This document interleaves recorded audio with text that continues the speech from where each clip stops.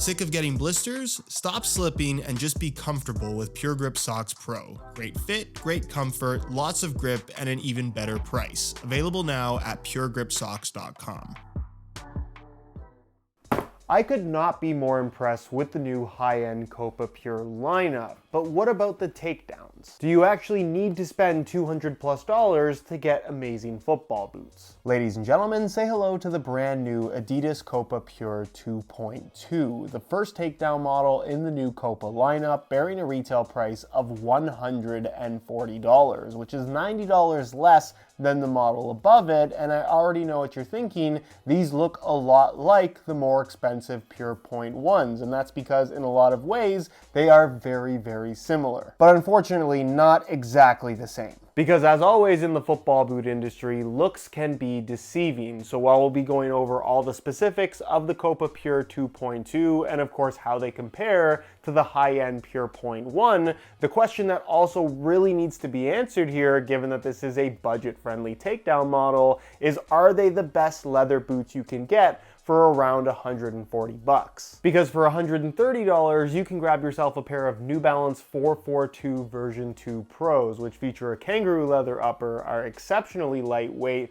are available in regular as well as wide fit, and in general, feel like high-end football boots. Are these worth $10 more? Let's find out. So if you're interested in learning everything there is to know about these, including how they fit and feel on feet, please stick around and watch the entire review. And if you are interested in a pair for yourself, you can pick them up below their normal retail price by way of some exclusive SR4U coupon codes via the first link down below. And as always, if you enjoy these brutally honest reviews, perhaps want to see more reviews of takedown models on the channel, don't forget to drop a like on this video and make sure you're subscribed to the channel if you haven't already, so you don't miss out on my reviews of all the latest football boots of 2023. So first things first, side by side with the $230 Pure 2.1, you can see that the upper of the 2.2 looks almost exactly the same, and that's because realistically there aren't very many significant differences when it comes to the construction of the uppers here, especially once the boots are on feet. Just like the more expensive variations, you will not find kangaroo leather on the Pure 2.2. Instead, you're getting some variation of a calfskin material through the forefoot area, which is super soft and definitely on the thinner side. You'll also notice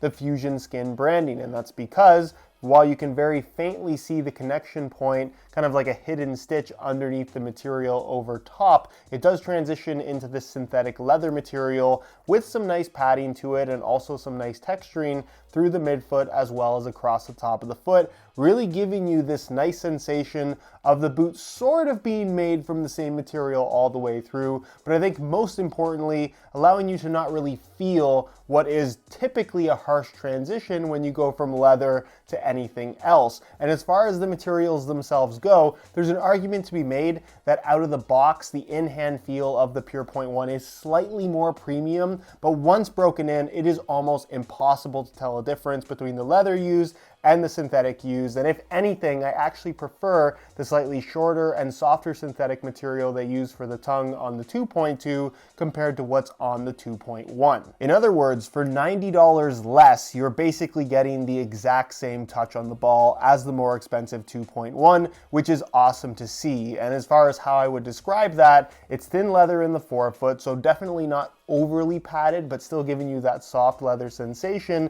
with the midfoot definitely being on the more, I don't want to use the word bulky, but definitely more substantial side in terms of having a solid, slightly more padded feel, where arguably these feel more protective than the vast majority of football boots out there. Granted, the tongue is relatively soft, so if you were to get stepped on in the area where the laces are, or in the toe box area, there's not a ton of protection, but as far as the midfoot and certainly around the ankle area is concerned, there's a lot of extra padding, and in general, the boots feel quite rugged while still offering great feel for the ball. They have also incorporated some micro texturing like you'll find on the more expensive variation. However, it's a little bit less significant on the 2.2. However, just like the 2.1, it's not something that's really noticeable on the ball. For the most part, these have kind of a slick finish that you'd expect from a a pair of natural leather football boots. Just like the 2.1, across the top of the foot, you're going to find a more traditional U-throat construction with a standalone tongue, which typically allows for great adjustability, but because of the shaping of this football boot, which we'll get into in just a second, they're maybe not as versatile as far as foot shape is concerned compared to most football boots with this more traditional design. Nonetheless, I do like this traditional U-throat construction, and the deeper lacing system with this new generation of Copa Pure is very much appreciated. And then moving towards the rear, you're going to find something that again is very traditional, looks identical to that of the 2.1, however does have, unfortunately, that shallower fit that has plagued Adidas takedown models for a very long time now, but we'll get into more of that in just a second. What you will find is a really good amount of padding with a super soft microfiber lining material. In general, it feels super soft to the touch, does a nice job of also gripping your socks, which I'm a big fan of. And then again, kind of unfortunately, although not necessarily a deal breaker, you'll find a mesh liner on the surface of the insole itself, but it's fully glued in and literally just a flat piece of foam that they glued into place. You don't get a 3D molded one here that's removable, which for $140 I feel is a bit of a disappointment, but again, it's kind of been par for the course as far as these takedown models go. And then moving to the base, you'll find something that looks like the torsion frame of the more expensive models, however, utilizes a completely different plastic that in general is heavier and more rigid, meaning that this definitely has a stiffer underfoot feel versus what you'll find from the higher end variations, but not so stiff to the point where I think it is detrimental to the feel or performance. It just has a nice solid feel underfoot, which I don't necessarily have a problem with.